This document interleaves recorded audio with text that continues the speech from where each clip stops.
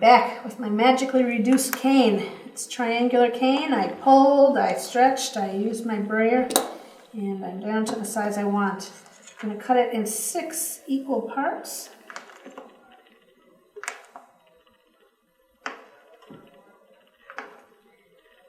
And now here comes the fun part. When you look at them, you want to reassemble them as a mirror image. By the way, for this particular thing, it's best if you got it reduced in as equal of an equilateral triangle as you can, all sides the same length. That way it's just easier to reassemble. But we're going to reassemble like a mirror image, like that. So you have to do a little flipping around to make sure you have all the parts right.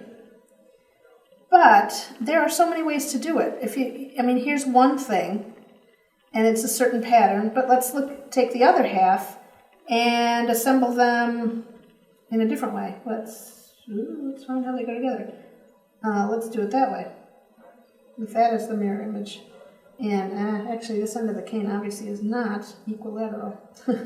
But anyway, if we just do if we line up different edges, we have a totally different look. This one, the center is the black. This one, the center is the bullseye cane.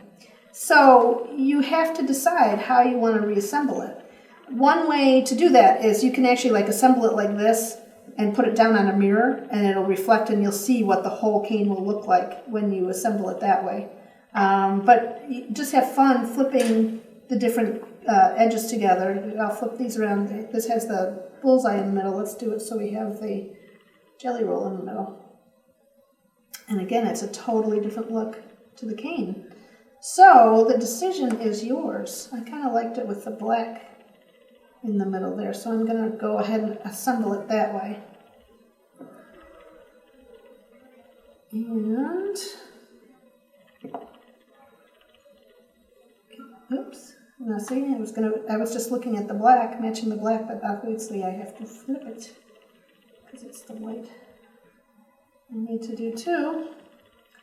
And hopefully, if all went well, the last piece should fall into place and they all should fit nicely together. So there is your Kaleidoscope cane. As always, when you're assembling, flip it over and make sure you have actually lined up this edge too, because that's just as important. The other one just happens to be the one you're looking at the moment.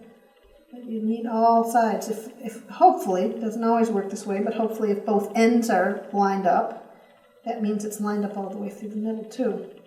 So there you go. There's your assembly like that. You can wrap this with a color if you want. You can leave it as is. It doesn't really matter. And you would reduce it. Again, it's a funny shaped cane. So actually we assembled this as in triangles. If you wanted to, you could now just round this out and it would still have the mirror effect, the kaleidoscope effect. Or you can reduce it in the 6-sided form. To do that, again, anytime you reduce, you want to start pushing from the middle. You don't want to start at the edges necessarily. Push from the middle. And keep on going. Use your brayer. Pull anything to get all those pieces compressed together and then lengthened. It'll distort a little bit, but when you're down to your final size that you want it, you can always redefine your sides, like that. And if you wanted it to decided later on, you could reduce part of one end of it to one size. You could wrap the other side with a binding color if you want, whatever you want. Very versatile. But this will reduce down to all different sizes, just like any other cane. And here's your Kaleidoscope cane.